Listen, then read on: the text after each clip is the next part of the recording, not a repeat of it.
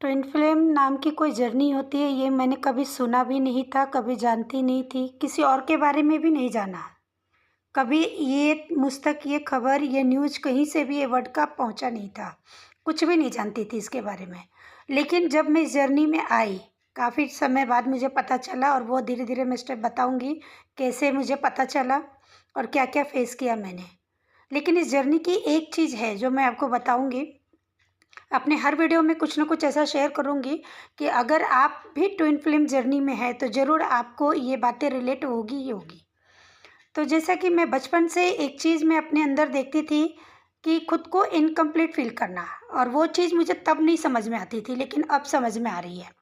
अब समझ में आ रही है कि वो फीलिंग क्या थी और मैं क्या फील करती थी। मैं घर में रहूं, घर से बाहर रहूं, मार्केट में रहूं, जर्नी कर रही हूं, कितने भी लोगों के बीच में कुछ तलाश, कोई तलाश, जैसे कोई है, किसी को भी देखा तो क्या यही पर्सन है क्या। और ये बहुत छोटी उम्र से हो रहा था। ऐसा भी नहीं था कि मैं एक इस एज में थी कि मुझे ये प्रेम व्रेम या ऐसी चीज़ों की मेरी एज थी, नहीं, बहुत छोटी एज से। मुझे लग रहा है एग्जैक्ट एज तो नहीं बता सकती कि कब से, 10 12 13 साल की एज से या शायद उससे पहले से, मालूम नहीं। लेकिन उस समय से मेरे अंदर ये फीलिंग आ रही थी कि मैं हर एक में किसी को ढूंढती थी, कहीं यही तो नहीं है जिसे मेरी सोल ढूंढ रही है, एक तलाश। और फिर लगता है कुछ टाइम बाद कि नहीं, ऐसा नहीं। मेरी अंदर की जो सोल है, जो मेरी अंतरात्मा है, वो मुझे कह देती थी कि नहीं, ये नहीं है, ऐसा नहीं है, वो कनेक्शन फील नहीं होता।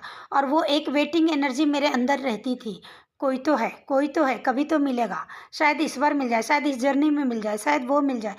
ये तलाश मेरी ख़त्म नहीं हुई, और ये तलाश अब जाके ख़त्म हुई जब इसकी ज़रूरत नहीं थी।